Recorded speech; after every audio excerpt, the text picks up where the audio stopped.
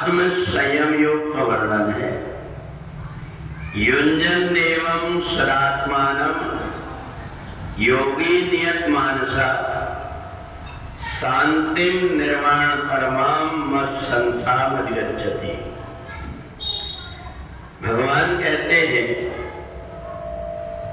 कि ये 5 तत्व से बना हुआ जो शरीर है, इसमें मन सतोगुण, रजोगुण और तमोगुण से इधर उधर भटकते रहता है।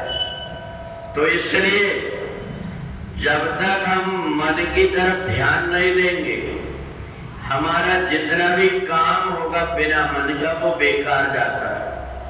और इसलिए कई बार हम चल करके आपको जाते हैं सत्संग में, परंतु ये मन इधर उधर भटक करके हमें और जिस काम के लिए आए हैं वो लाभ हमें प्राप्त नहीं करने देता। कई बार तो इतनी ऐसी आलसी आती है कि हम बोल सकते हैं, बोलते समय अच्छे तरीके से बोलते हैं, परंतु जब हमें भगवान के कीर्तन का और स्तुति करने का मौका आता है तो ऐसे हो जाते हैं जैसे 6 महीने से बीमार बैठे हुए।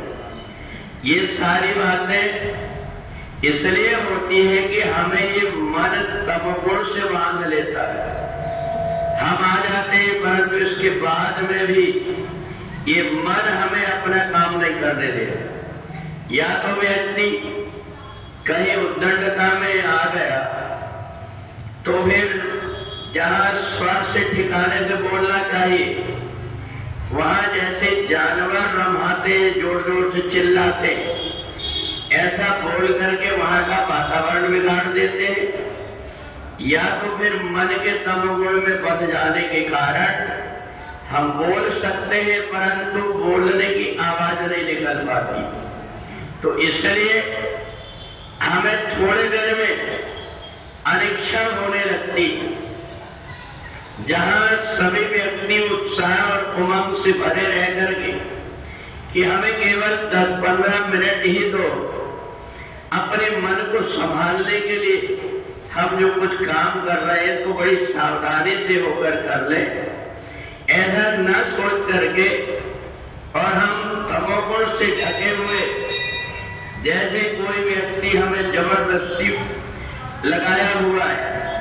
और व्यक्ति को जबरदस्ती इसलिए करना पड़ता है क्योंकि वो पहले जन्म के उसके पुण्य इकट्ठे, वो बिना सत्संग के उसका जीव ही नहीं मानता, और यहाँ मन उसको ऐसे जकड़ करके बैठ जाता है, बोलने भी नहीं देता।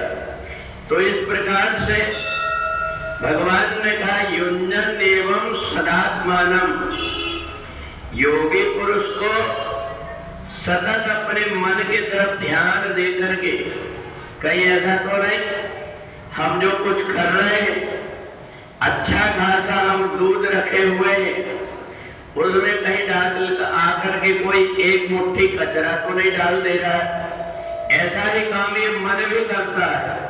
जब हम कोई अच्छे काम करने के लिए जाते हैं, ये मन तमोगुण से उसको डाल करके गंदा कर देता है। और जब कभी हमने जो कुछ काम किए, अगर भगवान देखते हैं कि इनने कैसे मन से किया, तो पता लग जाता है कि तमोगुण से बना हुआ, केवल मजबूरीवश करना है ऐसा मान करके करता है। और एक व्यक्ति बड़े उत्साह के साथ में, जैसे उसको जीवन में पहली बार मौका मिला है अपने आप को संभालने का, और ऐसा इसलिए मान करके जो हर समय इस मन को अपने बस में करके तमोगुण से ढकने नहीं देता, वो व्यक्ति जब पाठ करता है, कीर्तन करता है या बोलता है तो उसका चेहरा अलग दिखाई देता है, क्योंकि पूरे शरीर के अंदर सतोगुण बना रहता है। और जब तमोगुण से व्यक्ति ढका रहता है तो जितनी देर बैठा रहता है पूरा आलसी में ही बैठा रहता है। और इसलिए अर्जुन ने भगवान से पूछा, आप कहते तो है मन लगाओ, और ये मन को हवा जैसे इधर उधर भागता है। तो भगवान ने कहा कि इस मन को अलग अलग 3 रस्सियां, सतोगुणी, रजोगुणी और तमोगुणी, इसको सतोगुणी से बांध करके रखो कि मैं जितनी देर सत्संग करने के लिए बैठूंगा, जितनी देर भजन करने बैठूंगा, बिल्कुल सतर्क होकर के जागते हुए बैठूंगा। कहीं ऐसा ना हो कि मैं पाठ करते करते मेरे को नींद आने लगे, ऐसा ना हो कि हम ध्यान करते करते सो जाएं। 90% जितने व्यक्ति होते हैं वास्तव में वो तमोगुण से ढके होने के कारण इसी परेशानी से जूझते रहते हैं। इसलिए भगवान कहते अभ्यास है तो कौन दे, तुम अपना अभ्यास ऐसा बनाओ कि जैसे कोई व्यक्ति ऐसे सांकरी रास्ते में चल रहा हो जहां दोनों तरफ बड़ी गहरी खाई हो, तो व्यक्ति बड़े संभल करके चलता है कि मेरे पैर इधर उधर न लड़खड़ा जाए।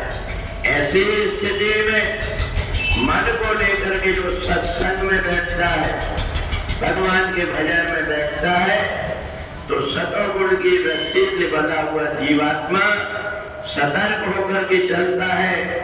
रजोगुणी व्यक्ति थोड़ा उससे कम पहुंच पाता है और तमोगुणी व्यक्ति सब कुछ करते हुए भी कुछ प्राप्त नहीं कर पाता।